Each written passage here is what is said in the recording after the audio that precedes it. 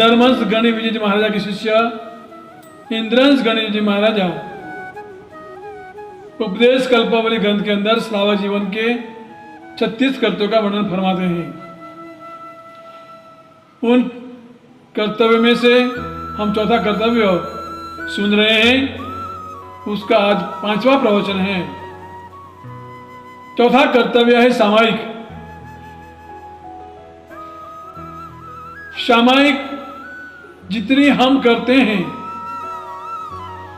उतनी सामायिक हमारे मोक्ष के लिए होती है, मोक्ष के करीब ले जाने वाली होती है।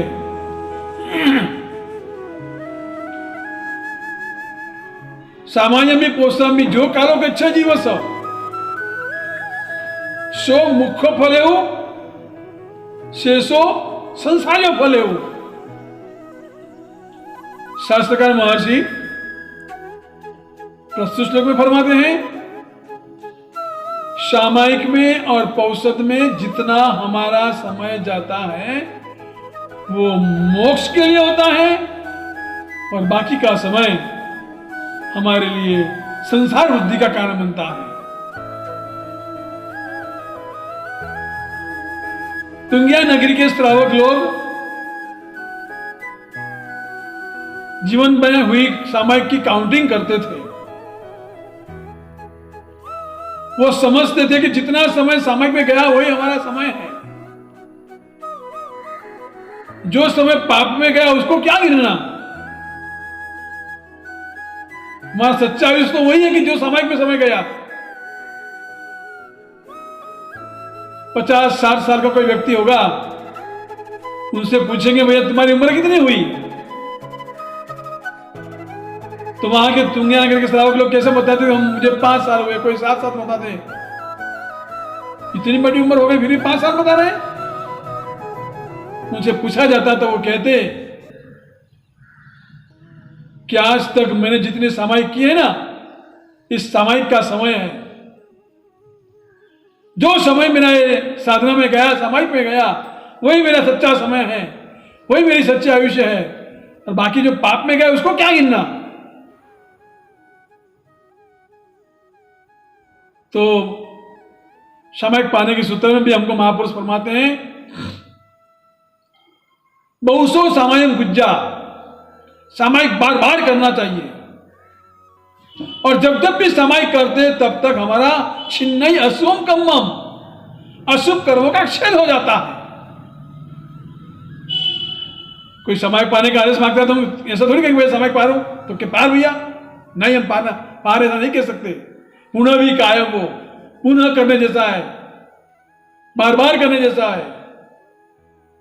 फिर कहते सामायिक पा लो तो हम कहते हैं आया रहो ना, वो तब वो सामायिक का आचार छोड़ने जैसा नहीं है, उसके प्रति रुचि कम करने जैसी नहीं है। मतलब सामायिक हमेशा बार बार करने जैसी है।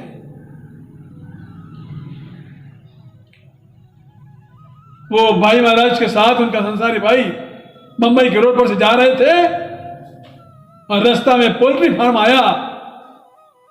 उसको देख करके संसारी भाई को जाति संबंध ज्ञान हो गया।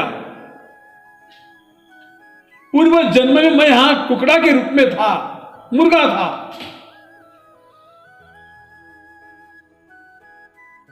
और कुकड़े में से मैं आज इंसान बना हूं।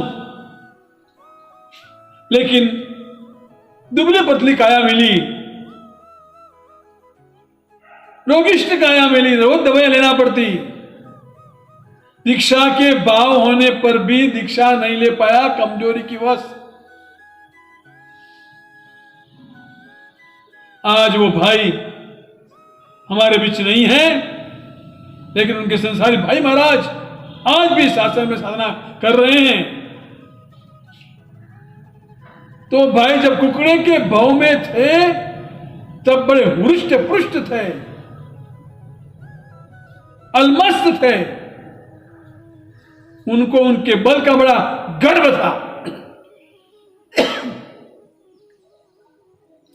इसी वजह से इस मानव के जन्म में वो दुबले पतले बने थे।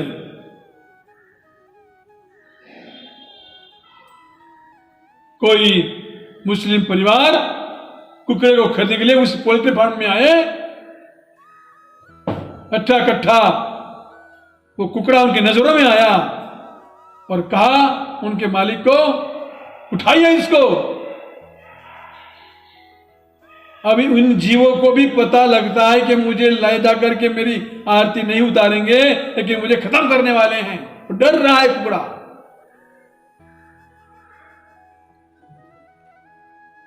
मुस्लिम भाई उसको ले गया, साइकिल पर उसको बांधा हुआ है, मुंडी नीचे है, पैर ऊपर है, और बंबई के रोड पर से जा रहे थे और सामने से दो मारा सब आ रहे थे। वाइट वस्त्र पहने हुए हैं, नीची दृष्टि है, प्रसन्न मुद्रा है। इनको देख करके वो कुकड़ा सोचता है, मन में शुभ भाव लाता है कि ये महाराज साहब मुझे बचाएंगे, मेरी रक्षा करेंगे। मौत की भयानक वेदना में भी महाराज साहब जी का वो ध्यान धरता है, महाराज साहब के प्रति उसका शुभ भाव जागृत होता है।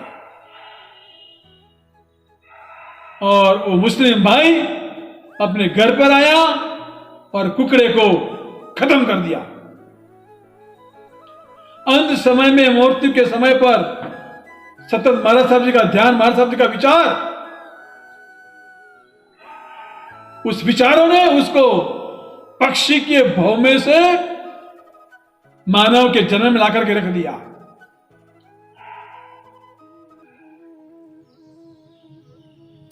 यदि अंत समय में महाराज साहब जी को याद करते हैं तो हमारा भावांतर सुधर जाता है। यदि हमें अंत समय में देवगुरु की याद नहीं आती है तो हमारी नेक्स्ट लाइफ क्या होगी वो हमें सोचना होगा।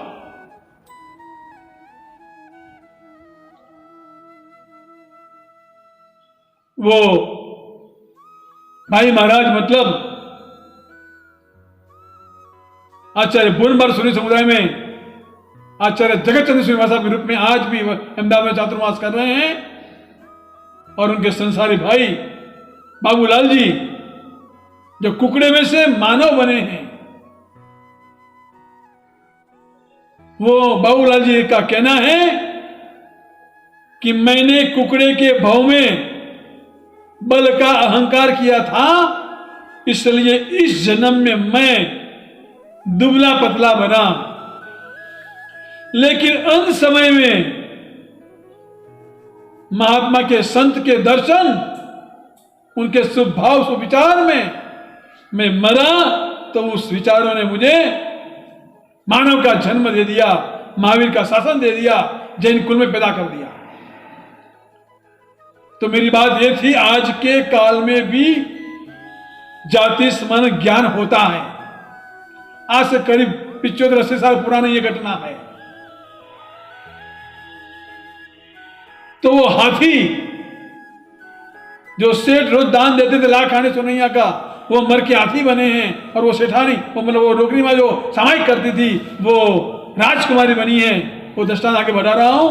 वो हाथी नगर में आ रहा है, पूर्व जन्म का घर आया, वो जगह आई और देख करके उनको याद आया और पूर्व जन्म का स्मरण हो गया, जाति स्मरण ज्ञान हो गया। वहां पर होते ही वो हाथी एकदम डराम लेकर के नीचे गिर गया। तमाशा ने तेड़ू नहीं, गुजरात में कहावत है। अनेक लोग इकट्ठे हो गए, राजमहल में भी समाचार पहुंच गया कि हाथी गिर गया।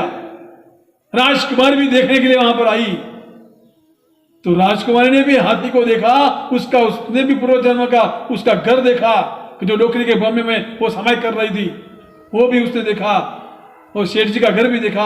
और देखते ही उसको भी उहापो हुआ और उसको भी इस भाव के उस भाव में, पूर्व भाव में पहुंच गई और उसको भी जाति संबंध ज्ञान हो गया।